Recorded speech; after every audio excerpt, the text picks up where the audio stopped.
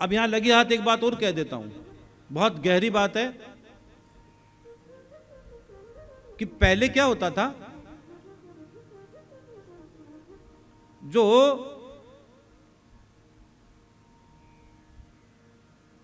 अकाल मृत्यु को प्राप्त हो जाते थे,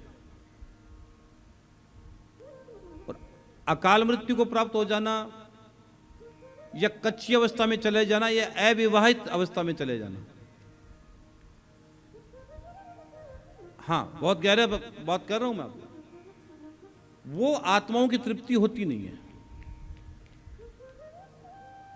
जो कच्ची अवस्था में बच्चा चला जाए छोटा, जो आत्महत्या कर ले, उनकी मुक्ति नहीं होती है।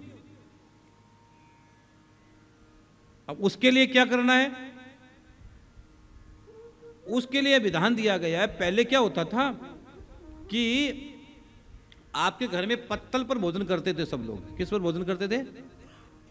ये थाली हुई, ये कटोरी हुई, ये चम्मच हुई, चांदी की थाली, स्टील की थाली, और जो भी थाली है ये बहुत बाद में आई है। पहले किस पर भोजन करते थे? पत्तल पर भोजन करते थे, और पत्तल भोजन के लिए सर्वश्रेष्ठ बताई गई है। लेकिन आजकल तो क्या करना पड़ता है कि बफरिंग सिस्टम है, खड़े खड़े खाना है, तो पत्तल तो हाथ में जैसे आराम हो जाएगी, इसलिए पत्तल पर तो जैसे आराम हो गई। घर में भोजन जब आप करो, अगर पत्तल पर भोजन करते हो तो रसोई में जो थाली है, घर की थाली है, थाली तो घर में साफ हो जाएगी, लेकिन पत्तल कभी घर में साफ नहीं होगी। पत्तल पर भोजन करने के बाद क्या करोगे आप? पत्तल को बाहर गिरा दोगे, पत्तल घर से बाहर चली जाएगी। और जो पत्तल पर जो लगा हुआ भोजन है, जो पत्तल पर जो लगा हुआ भोजन है, वह आत्माएं ग्रहण करती है। वो इंतजार करती है कि इस घर का कुछ तो मुझे मिले। अब आप अपने पितरों के लिए कुछ करना ही नहीं चाहते हो और फायदा लेना चाहते हो। बहुत गहरी बात कह रहा हूं। आप अपने पितरों के लिए कुछ कर ही नहीं रहे हो और केवल फायदे की आस रखो कि भैया ये तो गलत बात है। हमारी अपनी कहावत है कि ताली भी दोनों हाथ से बजती है, एक हाथ से ताली भी नहीं बजती है। चुटकी के लिए भी दो आंगली लगती है। थाली भी आप खाओगे थाली में तो थाली तो घर में रह जाएगी, और पत्तल पर जब भोजन करोगे तो पत्तल पर हमेशा कुछ कुछ लगी रह जाएगी। और वो भोजन आपके उन आत्माओं को, अतृप्त आत्माओं को मिल जाता है जो तुम्हारे घर पे पाने के लिए आती है। पत्तल का भोजन का इतना बड़ा महत्व है।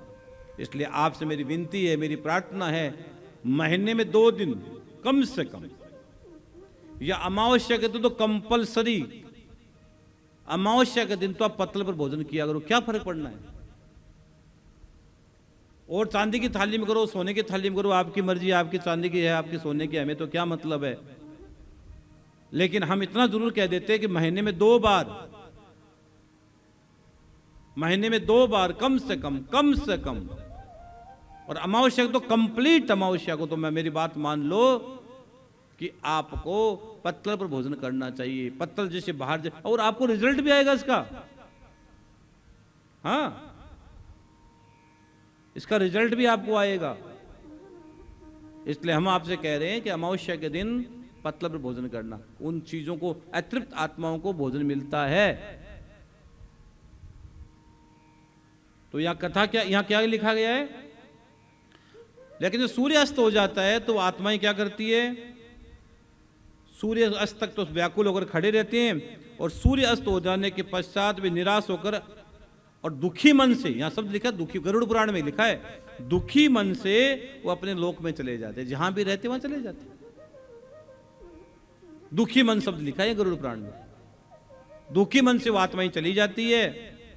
इसलिए हाथ जोड़ के विनती करता हूं कि श्राद्ध पक्ष में, पितृ पक्ष में और हर अमावस्या के दिन, श्राद्ध पक्ष में, पितृ पक्ष में और हर अमावस्या के दिन प्रयत्न पूर्वक व्यक्ति को श्राद्ध करना चाहिए, तर्पण करना चाहिए, ब्राह्मण भोजन करना चाहिए, गौ माता के लिए करना चाहिए, और जरूर करना चाहिए,